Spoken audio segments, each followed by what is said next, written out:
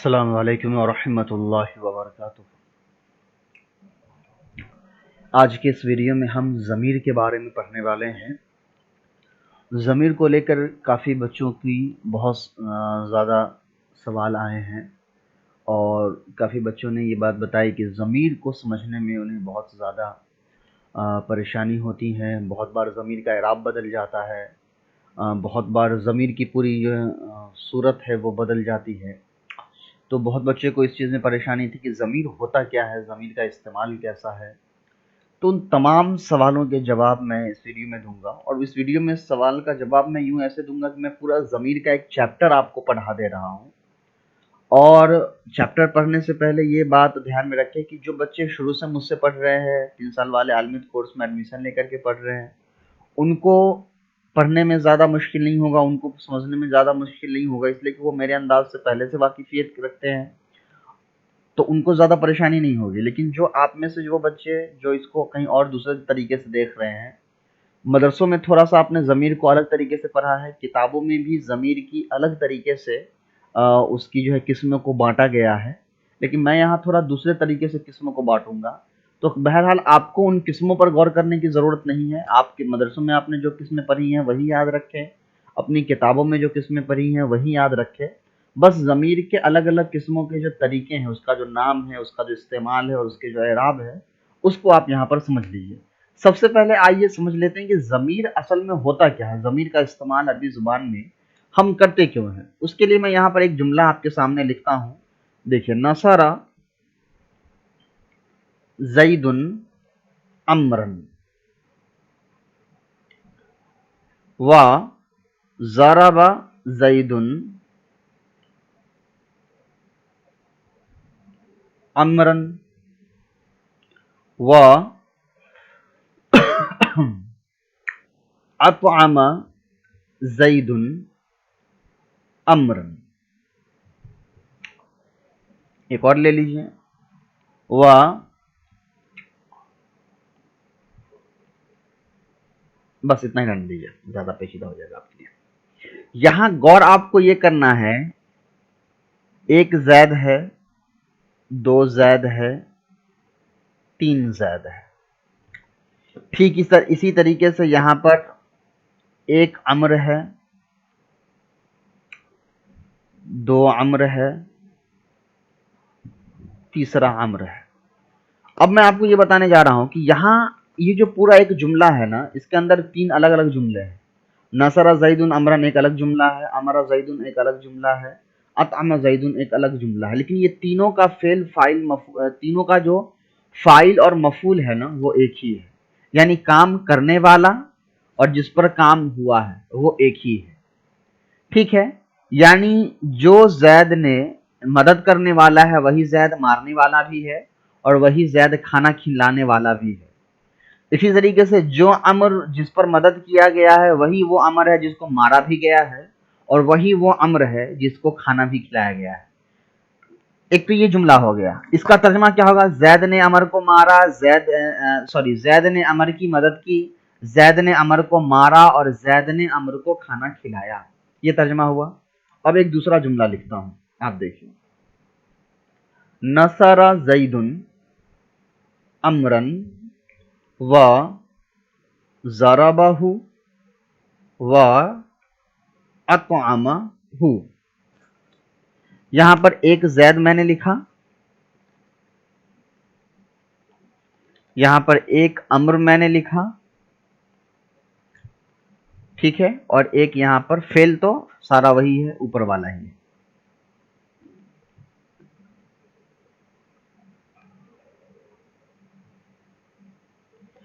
अब ताज्जुब की बात यह है कि नीचे वाले जुमले का जो तर्जमा है ना, वो भी सेम है। जैद ने अम्र को मारा, पहला जो तर्जमा होगा जैद ने अम्र की मदद की, दूसरा क्या है? जैद ने अम्र को मारा और तीसरा है जैद ने अम्र को खाना खिलाया। तो जब दोनों का तर्जमा सेम है तो दोनों के अंदर फर्क क्यों है? इस जुमले में एक ही नाम को 3 बार लिखा गया, अम्र नाम को 3 बार लिखा गया, और इस जुमले में जैद के नाम को 1 बार लिखा गया, अम्र के नाम को 1 बार लिखा गया। तो यहां हमने ये पहला जुमला जो है, अरबी जुबान की बलागत के मुताबिक ये जुमला गलत है।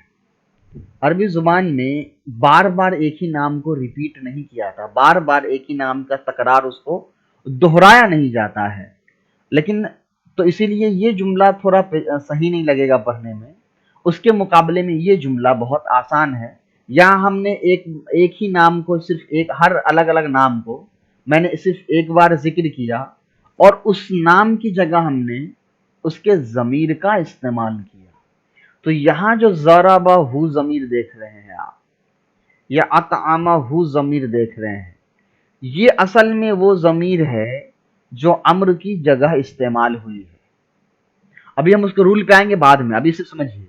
तो मैंने अम्र के नाम को लिखने के बजाय मैंने ज़मीर को लिख दिया, जो ज़मीर ये बता रहा होता है कि ये मैं अम्र का ज़मीर हूँ।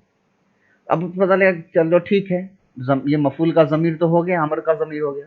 जैद का ज़मीर कहाँ है? तो आप सर्फ में पढ़ते हैं कि ज़राबा के अंदर हुआ ज़मीर होता है जो लफ्ज़ों में नहीं होता है।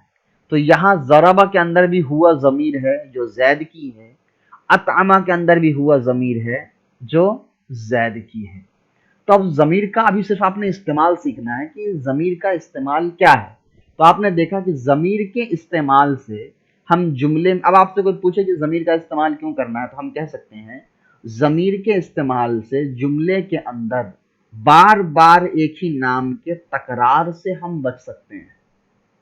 अब यहाँ मैंने दो अलग अलग तरह के ज़मीर आपको दिखाए। फाइल के लिए भी ज़मीर आता है, मफूल के लिए भी ज़मीर आता है। ठीक है, ये यहां तक याद रखिए ज़मीर का इस्तेमाल। अब समझिए ज़मीर की किस्में क्या है।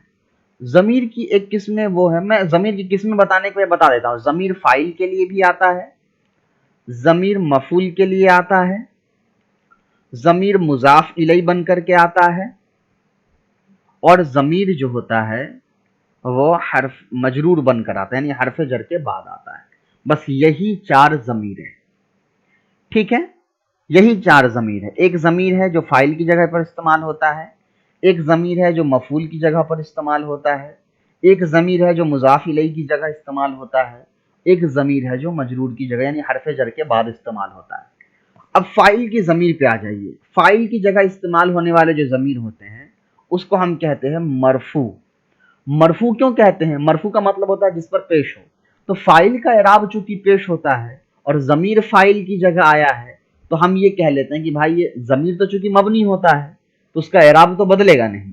तो हम ये कह लेते हैं कि भाई ये ज़मीर जो है ये हालत रफ़ई में है। हालत रफ़ई में इस वजह से है, ये फाइल की जगह पर आया है, फाइल का इराब पेश होता है, इसलिए भी हम मान लेंगे कि इस ज़मीर का इराब पेश है, तो उसको हम कहते हैं मरफू। तो फाइल की जो ज़मीर होती है उसको हम कहते हैं मरफू। मफूल की जो ज़मीर होती है उसको हम कहते हैं मंसूब। तो मफूल की जो ज़मीर होती है उसको मंसूब क्यों कहते हैं? मफूल का इराब नसब होता है, हालत नसबी में होता है।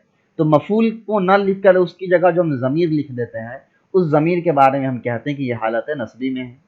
मुज़ाफ इलैह की जो ज़मीर होती है उसको हम कहते हैं ये इजाफत है, यानी मजरूर है, यानी हालत जर्री में है।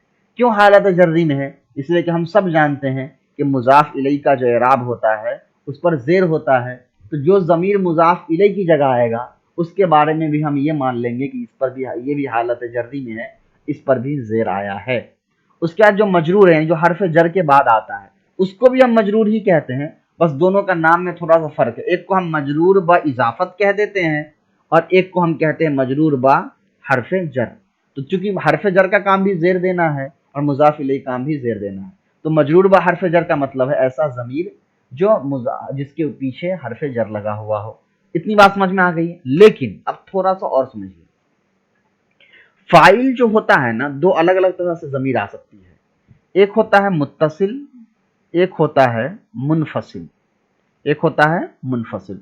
मुत्तसिल क्या होता है? मुत्तसिल का मतलब होता है जब फाइल की ज़मीर फेल के अंदर होती है, फेल के अंदर होती है। क्या मतलब हुआ भाई इसका? इसका मतलब ये हुआ कि ये नसरा जो मैंने लिखा है, तो नसरा का तर्जमा करते हैं उस एक मर्द ने मदद की। तो यहां पर एक ज़मीर होता है, तभी तो उसका हम तर्जमा करते हैं एक मर्द ने। वाहिद मुजक्कर की ज़मीर होती है, वो होती है हुआ। तो इस ज़मीर का नाम होता है ज़मीर मरफू मुत्तसिल, जो फेल के अंदर होता है ये बाहर नहीं होता, ये लफ्जों में लिखा हुआ नहीं होता है। तो अब आपसे कोई पूछे कि ज़मीर मरफू मुत्तसिल क्या होता है, तो आप कहेंगे ज़मीर मरफू मुत्तसिल वो ज़मीर होती है जो फाइल की जगह इस्तेमाल होती है, फेल के अंदर होती है। और इसी का उल्टा होता है मुनफसिल, जो फेल के बाहर होता है, जो फेल के बाहर होता है। जैसे हुआ, ज़रबा या ज़रबा हुआ, इस तरीके से, लेकिन इसका इस्तेमाल कम है। इतनी बात समझ में आ गई आपको? चलिए, तो जिस तरीके से फाइल की ज़मीर होती है उसी तरीके से मफूल भी दो तरह का हो जाएगा। एक हो जाएगा मुत्तसिल और एक हो जाएगा मुनफसिल। अब यहां मुत्तसिल का मतलब ये नहीं होगा कि मफूल की वो ज़मीर जो फेल के अंदर हो, बल्कि थोड़ा सा बदल जाएगा। मफूल की वो ज़मीर जो फेल से जुड़ी हो। फेल से जुड़ी हो का मतलब क्या है? यहां पर जो मैंने लिखा था नसारा ज़रबहू लिखा था ना, ऊपर जो मैंने पहले मिसाल आपको दी थी ज़रबहू, तो यहां पर जो ये हु ज़मीर है ना ज़रबहू, ये मफूल की ज़मीर है। क्यों मफूल की ज़मीर है? इसलिए कि हम जानते हैं कि मफूल की जो ज़मीर मरफू मुत्तसिल होती है वो फेल के साथ जुड़ करके आती है। तो ये हो गया मजरूर मरफू मुत्तसिल, सॉरी मंसूब मुत्तसिल। तो ये हु ज़मीर अगर आपसे कोई पूछे कि भाई ये कौन सी ज़मीर है, तो हम क्या कहेंगे? ये ज़मीर मंसूब मुत्तसिल यानी मफूल की वो ज़मीर है जो फेल से जुड़ी हुई है। और मुनफसिल क्या होता है? वो ज़मीर मफूल की जो फेल से अलग होती है, जैसे इयाका, इयाकुमा, इयाहू, आपने पढ़ा है इयाका नाबुदु, इयाका नस्तईन। तो वहां पर जो इयाका है वो मफूल मंसूब मुनफसिल की ज़मीर है। ठीक है, तो मफूल का भी आप समझ गए। अब आ जाइए मुज़ाफ इलैहि वाला। अब कभी ज़मीर मुज़ाफ इलैहि हो, जैसे किताबुहु, तो यहां पर जो हु ज़मीर है ना, ये भी ज़मीर है वाहिद मुज़क्कर की, लेकिन इसको हम कहेंगे कि ये ज़मीर अब यहां पर क्या है? मुज़ाफ इलैहि है, तो इसको हम कहेंगे मजरूर ब इज़ाफ़त, किताबुहु। अब कहीं कहीं पे किताबी ही लिखा होता है, वो अभी मैं समझाऊंगा, अभी सिर्फ इतना समझिए, किताबुहु समझ में आ गया। अब आ जाइए मजरूर वाला, जैसे बिही, बाहर फजर था, यहां पर ही ज़मीर हु ज़मीर थी, जैसे इस पे बाहर फजर लगा तो बिही हो गया। तो यहां पर जो ही ज़मीर है ना, ये ज़मीर मजरूर की है, मजरूर बाहर फजर। तो ज़मीर की ये 5 किस्में थी जो आपने समझ लिया। अब आइए इसकी अलग अलग शक्ल सूरत पर, ये लिखा कैसे जाता है। आ जाइए, कितने तरह की ज़मीर मैंने आपको बताई है? मरफू मुत्तसिल, मरफू मुनफसिल, मंसूब मुत्तसिल, मंसूब मुनफसिल, मुज़ाफ इलैहि, हर्फ जर। टोटल ज़मीर कितनी होती है?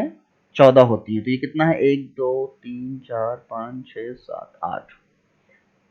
ठीक है, मैं इसको बना देता हूं, थोड़ा टाइम लगेगा इसमें। चलिए देख लीजिए, यहां मैं मरफू मुत्तसिल की ज़मीर लिख रहा हूं, तो वो तो चूंकि फेल के अंदर होती है, तो मैं पहले फेल लिख दे रहा हूं, थोड़ा टाइम लगेगा मुझे लिखने में, लेकिन आप इसको देखिए पूरा, ताकि आपको फेल का फर्क समझ में आ जाए। तो नसरा की जो नसरा के अंदर हुआ ज़मीर होती है, तो हुआ ज़मीर किसकी होती है? वाहिद मुज़क्कर गायब की। तस्निया के अंदर हुमा ज़मीर होती है, ये किसकी होती है? तस्निया मुज़क्कर गायब की।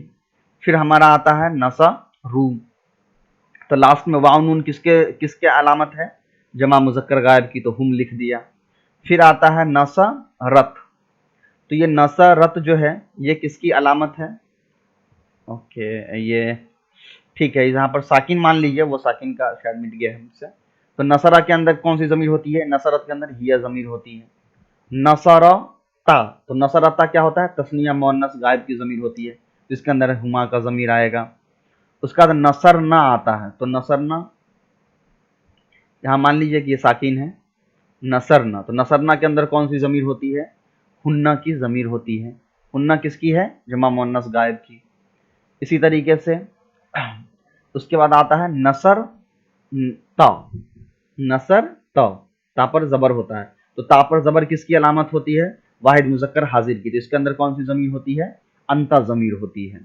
उसके बाद आता है नसर तुमा, तो नसर तुमा जो है नसरतुमा लास्ट में तापेशतु और मीम अली मा हो, तुमा हो लास्ट में, तो हम ये किसकी अलामत होती है? ये तस्निया मुज़क्कर हाजिर की अलामत होती है। इसके अंदर ज़मीर होती है अंतुमा, ज़मीर भी अंतुमा इसके अंदर होती है।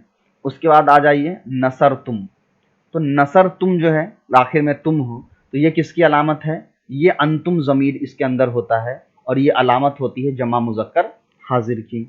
उसके बाद आता है नसरती, नसर ती, ता के नीचे जेर हो, तो ता के नीचे जेर हो माजी में, तो ये किसकी अलामत होती है? वाहिद मुअन्नस हाजिर की। तो इसके अंदर जो ज़मीर होगी वो अंती ज़मीर होगी। उसके बाद आता है नसर तुमा, तो नसर तुमा तस्निया और तस्निया मुज़क्कर हाजिर और जमा मुज़क्कर तस्निया मुअन्नस हाजिर दोनों का सेम ही होता है, इसके अंदर अंतुमा ज़मीर होती है। चलिए उसके बाद आता है नसर तुन्ना, तो नसर तुन्ना किसकी ज़मीर हो? नसर तुन्ना आखिर में तुन्ना हो, तो ये कौन सी अलामत मानी जाएगी? ये कौन सा सेगा माना जाएगा? जमा मुअन्नस हाजिर की, और इसके अंदर ज़मीर होगी अंतुन्ना की। ठीक है, अब आ जाइए नसर तू, तो नसर तू लास्ट में तापेश तू हो, तो ये किसकी अलामत है? वाहिद मुतकल्लिम की, जिसके अंदर ज़मीर होगी अना। और नसरना, तो नसरना लास्ट में नून अली ज़बर ना हो, तो ये किसकी अलामत है? जमा मुतकल्लिम की, जिसके अंदर ज़मीर होगी नहनु। ठीक है, ये समझ में आ गई। अब इसको मैं अलग करके लिखता हूँ, अलग करके क्या होगा? हुआ वाहिद मुज़क्कर गायब, हुमा तस्निया मुज़क्कर गायब, हुम जमा मुज़क्कर गायब, हिया वाहिद मुअन्नस गायब, हुमा तस्निया मुअन्नस गायब, हुन्ना जमा मुअन्नस गायब, अंता वाहिद मुज़क्कर हाजिर, अंतुमा तस्निया मुज़क्कर हाजिर, अंतुम जमा मुज़क्कर हाजिर, अंती वाहिद मुअन्नस हाजिर, अंतुमा तस्निया मुअन्नस हाजिर, अंतुन्ना, अंतुन्ना जमा मुअन्नस हाजिर, नसरतु, तो इसके अंदर अना ज़मीर और यानी वाहिद मुतकल्लिम और जमा मुतकल्लिम की नहनु, नहनु ये हो गया। अब मंसूब मुत्तसिल की देख लीजिए, सॉरी मंसूब मुत्तसिल यानी मफूल की वो ज़मीर जो फेल से मिली हुई हो, तो मैं नसरा का एग्जाम्पल लेके कर दे रहा हूँ। तो नसरा के अंदर खुद पहले से हुआ ज़मीर है, तो मैं उसको लिखूंगा नहीं, अब मान लीजिए आप यहाँ पे लिखा हुआ है, मैं सिर्फ मफूल की अब लिखूंगा यहाँ पे, तो नसरहु, नसरहुमा, नसरहुम, नसरा हाँ, अब नसरा हा हो गया। अब ये फर्क देख लीजिए, बदल गया, तो यहां पर बदलाव हुआ। ठीक है, नसरा हुमा, नसरा हुन्ना, उसके बाद है नसरा, चलिए ये टेढ़ा हो गया, चलिए अब वाहिद मुअन्नस हाजिर की ज़मीर कैसी होगी? नसर, नसर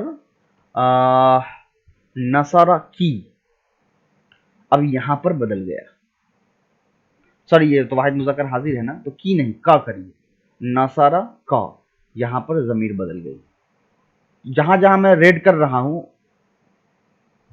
वहां पर रूल देखिए कि वहां पर क्या हुआ है? बदल गया। इसी में बच्चों को कंफ्यूजन हो जाती है, कहीं पर ज़मीर कुछ है, कहीं पर कुछ है, वो है नहीं, कुछ कुछ जगहों पर बदल जाती है बोलने और लिखने की वजह से। ठीक है, नसरा कुमा, यहां भी बदल गया, अंतुमा से ये कुमा बन गया। नसरा कुम, यहां भी अंतुम से ये कुम बन गया, अंती से ये की बन गया, नसरा की हो गया, अंती था नसरा की हो गया, तो यहां तब्दीली हो गई। उसके बाद है नसरा कुमा, तो यहाँ तस्निया का तो चूंकि सेम होता है, तो वो नसरा कुमा बदला हुआ है, सेम है। नसर, नसरा कुन्ना, नसरा कुन्ना, तो यहां बदल गया। उसके बाद नसरा नी हो जाएगा, मफूल की ज़मीर जो होती है वो नी हो जाती है ना, नसरा नी, और जो मफूल की ज़मीर है वो नसरा ना हो जाता है, तो वो नसरना सेम होता है। तो अब यहाँ पर थोड़ा सा कन्फ्यूज़न हो सकता है, इसलिए कि माजी जमा मुज़क्कर गायब जमा मुतकल्लिम का सेगा भी नसरा ना ही आता है, और जो ज़मीर लगी होती है वो भी नसरा ना ही आता है। तो फ़र्क कैसे पता चलेगा? आगे पीछे से देखेंगे ना जुमला में क्या इस्तेमाल हुआ, तो आपको अचानक अपने आप समझ में आ जाएगा ये नसरा जमा मुतकल्लिम का सेगा है या नसरा यहाँ पर ना जमा जमा की जो है वो ज़मीर लगी हुई है। अब सबका तर्जमा भी देख लीजिए, मैं बता देता हूँ। नसरहु, उसने उसकी मदद की, यानी उसने उस एक मर्द की मदद की। नसरहुमा, उस एक मर्द ने उन दो मर्दों की मदद की। नसरहुम, उस एक मर्द ने सब मर्द की मदद की। नसरहा, उस एक मर्द ने उस एक औरत की मदद की। उस लगाने की जरूरत भी नहीं है, मत लगाइए। नसरहुमा, एक मर्द ने दो औरतों की मदद की। नसरहुन्ना, एक मर्द ने सब औरतों की मदद की। नसरका, एक मर्द ने तुम्हारी मदद की। नसरकुमा, एक मर्द ने तुम दोनों की मदद की। नसरकुम, एक मर्द ने तुम सब मर्दों की मदद की। नसरकी, एक मर्द ने तू एक औरत की मदद की। नसरकुमा, एक मर्द ने तुम दो औरतों की मदद की। नसरकुन्ना, एक मर्द ने तुम सब औरतों की मदद की। नसरनी, एक मर्द ने मेरी मदद की। नसरना, एक मर्द ने हम सब की मदद की। ठीक है, अब मुनफसिल देख लीजिए। तो मुनफसिल जो होता है, हु हुमा लिखा जाता है, लेकिन आमतौर पे इया के साथ इस्तेमाल होता है, तो उसको हम इया हु लिखते हैं। लेकिन मैं इया नहीं लिखता हूं ताकि आपको और अच्छे समझ में आ जाए, है ना। तो हु, हुमा, हुम। उसके बाद हो गया इयाहा, इयाहुम, इयाहु, इयाहुमा, इयाहुम, इयाही। तो ही मैं डायरेक्ट लिखता हूं, इयाहुमा, इयाहुन्ना, इयाका, इयाकुमा, इयाकुम, इयाकी, इयाकुमा, इयाकुन्ना, इयान, इयाया, तो यहाँ पर या आ जाएगा, ठीक है। और इयाना, तो यहाँ पर नून आ जाएगा। अलग अलग मैंने लिख दिया। तो फर्क समझ में आया, यही इतने सेगों में फर्क होता है। वो किसके सेगों में? मफूल के में। अब आ जाइए मुजाफ वाला, किताबहू। मैं यहाँ पर पेश दे रहा हूं, किताबहू, ठीक है। किताबहुमा, किताबुहुमा, किताबुहुम, किताबुहा, किताबुहुमा, किताबुहुन्ना, किताबुका, किताबुकुमा, किताबुकुम, किताबी कुमा, बदल गया क्या? किताबुका, किताबुकुमा, किताबुकुम, किताबुकी, किताबुकुमा, किताबुकुन्ना। तो मैं किताब नहीं लिख रहा हूं ताकि वक्त बचे। किताबी, किताबुना, ठीक है। अब आ जाइए आगे, हरफ जर वाला। जैसे लाम बा हरफ जर है, तो बहु अब नहीं पढ़ेंगे। बा हरफ जर की इसका नाम देंगे जमीर, पर हम जेर पढ़ेंगे, बिही पढ़ेंगे। अब आप सवाल कर सकते हैं कि जब जमीर मबनी है तो फिर हम ही क्यों पढ़ रहे हैं, इसका इराब हरफ जर के क्यों बदल गया? याद रखिए, यहाँ इसका इराब बा हरफ जर की वजह से नहीं बदला है, बल्कि इसका इराब यहाँ पर पढ़ने में आसानी की वजह से बदला गया है। तो ये असल में हु ही है, लेकिन बिही इसलिए कर दिया गया कि बहु या बिहू पढ़ेंगे तो ज्यादा मुश्किल लगेगा। उसके मुकाबले में बिही कितना आसान है, बाहर फजर है, उसमें हमने बी, अगर इसको हम हु ही पढ़ते तो बिहू बहुत मुश्किल होता, लेकिन बिही बहुत आसान है, इसलिए हमने इसको बिही पढ़ा। बिहिमा, बिहिम। उसके बाद है बिहा, बिहुमा, बिहुन्ना। उसका बाद है बिका, बिकुमा, बिकुम, बिकी, बिकुमा, बिकुन्ना। उसके बाद है बी और बिना। तो यहां बदलाव किस किस सेगों में हुआ है? सिर्फ यहां हिमा, बस ये दो सेगों में बदलाव हुआ है। अब समझिए एक चीज, अब कुछ रूल समझ लीजिए हरफ जर से मुताल्लिक। आ जाइए, कुछ रूल समझ लीजिए। लाम हरफ जर है तो हम उस पर क्या पढ़ते हैं? लाम के नीचे हम जेर पढ़ते हैं, है ना। ली जैदिन, जैद के लिए, तो लाम हरफ जर है। लेकिन जब इस लाम हरफ जर जो है अगर हु जमीर के साथ इस्तेमाल हो रहा है तो हम इस लाम पर जेर पढ़ने की बजाय जबर पढ़ेंगे, लहू पढ़ देंगे, यहां पर बदल जाएगा। इसी तरीके से लहुमा में बदल जाएगा, लहुम में भी जबर ही रहेगा, लहा में भी जबर ही रहेगा, लहुमा में भी जबर ही रहेगा, लहुम में भी जबर, लहुन्ना में भी जबर, लका में भी जबर, लकुमा में भी जबर, लकुम में भी जबर, लकी। यानी जब जमीर ये लाम के साथ जब जमीर लगेगा तो उस लाम पे जेर की वजह लाम पर जबर पढ़ेंगे, बाकी जो रूल है वो तो सेम ही रहेगा। लेकिन यहाँ पर लही नहीं पढ़ेंगे, बल्कि यहाँ पर जो है हु ज़मीर पर पेशी पढ़ेंगे, जैसे रूल है। जेर पढ़ने का इराब सिर्फ कहाँ पे है, जब बा हर्फ जर लगता है तब। जब लाम लगेगा तो वहां पर जेर नहीं पढ़ेंगे, वहां पर लाम का ही उल्टा इराब बदल जाएगा। ठीक है। अब इसी तरीके से बा हो गया, बा का मैंने समझा दिया। ता हो गया, बा ता सेम है। काफ का भी सेम ही है, काफ हर्फ जर जो आता है। ठीक है। मिन आ जाइए, मिन ज्यादा इस्तेमाल होता है तो मिन हु ही पढ़ेंगे। ठीक है। मिन के अंदर कोई बदलाव नहीं, मिन हु, मिन हुमा, मिन हुम, मिन ही, मिनहा, मिन हुमा, मिन हुन्ना, मिन का, मिन कुमा, मिन कुम, मिन की, मिन कुमा, मिन कुन्ना, मिन्नी, मिन्ना। तो अब कोई तब्दीली नहीं है। तब्दीली कहाँ पर है, सिर्फ जैद के अंदर। अब एक चीज और देखिए, अगर मैंने यहाँ किताब से पहले बा हरफे जर लगा दिया, जैसे बी कर दिया, तो किताब पर तो जेर आएगा, इसलिए किताब मुजाफ है। तो अब इस जमीर पर भी क्या होगा, किताबी ही हम जेर ही पढ़ देंगे, बी किताबी ही, बी किताबी हु नहीं पढ़ेंगे, बी किताबी ही। तो ये बी ही जो है वही हम पढ़ेंगे। ठीक है, अब समझ में आ गया। तो जमीर का जो इराब होता है वो थोड़ा बहुत पीछे वाले लफ्ज के इराब की वजह से भी बदलना शुरू हो जाता है। तो बी किताबी ही। इसी तरीके से अगर हम यहाँ पर हम लाम लगा देंगे तो ली किताबी ही हम करेंगे, ना कि ला किताबी ही। क्यों, इसलिए कि यहाँ पर लाम डायरेक्ट जमीर के साथ नहीं मिला है, बल्कि जमीर से पहले एक लफ्ज है। तो यहाँ पर ली ही पढ़ेंगे, लॉ नहीं पढ़ेंगे, ला किताबी ही नहीं पढ़ेंगे। ली लॉ कब पढ़ेंगे, जब डायरेक्टली लाम जो है वो जमीर के साथ मिल जाए तब। तो ये ज़मीर का पूरा चैप्टर था जो मैंने आपको समझाया है। उम्मीद है कि आपको समझ में आ गया होगा। उसके अलावा भी कोई डाउट हो तो आप पूछेंगे। इंशाल्लाह मैं कोशिश करूँगा कि नहू की कुछ जो सीरीज़ जिसमें आपको ज़्यादा डाउट्स आते हैं, खासतौर पर मेरे जो स्टूडेंट हैं जो पढ़ रहे हैं बुनियादी तौर पर नहू सर्फ या दूसरी किताबें पर आगे बढ़ चुके हैं, फिर भी नहू सर्फ में कुछ बुनियादी चीज़ों में उनको दिक्कतें हो रही हैं, तो वहाँ ऐसे ही मैं एक सेपरेट अलग से वीडियो बनाकर उसको एक्सप्लेन करने की कोशिश करूँगा। उसके अलावा जो लोग पुराने हैं उनको तो मालूम ही है कि हमारी तरफ से 3 साल का आलमियत कोर्स जो है वो चलता है ऑनलाइन। बाकी जो नए हैं उनको मैं फिर से याद दिला दूं कि हमारा ये जो ऑनलाइन मदरसा दारुल हुदा है, इसमें हमारा 3 साल का आलमियत कोर्स है। उसके अलावा और भी बहुत सारे कोर्सेस हैं। उस कोर्स की डिटेल जो है वो आपको इस वेबसाइट पर आप जाएंगे, यहाँ madrasadarulhuda.com जो है, तो इस पर इसको डिटेल जो है आपको मिलेगी। मैं थोड़ा सा डेमो उस वेबसाइट का दिखा देता हूँ आपको। ये जो है हमारा वेबसाइट है। आप जब फर्स्ट टाइम ओपन करेंगे तो कुछ इस तरह का वेबसाइट आपको दिखेगा, इस तरह का। यहाँ पर आलमियत कोर्स, हिफ्ज़ कोर्स है, दीनियात है, ऑनलाइन स्टोर है, अरबिक लैंग्वेज अदर कोर्सेस है। यहाँ से आप इस पर आप क्लिक करके हम मुझसे ऑनलाइन चैट करके सारी चीज़ें पूछ सकते हैं, जानकारी ले सकते हैं। उसके अलावा यहाँ पर डिटेल्स हैं, कॉन्टैक्ट डिटेल है। यहाँ पर कॉल करके बात हम मुझसे कॉल कर सकते हैं। यहाँ पे एडमिशन फॉर्म है, वो फिल कर सकते हैं।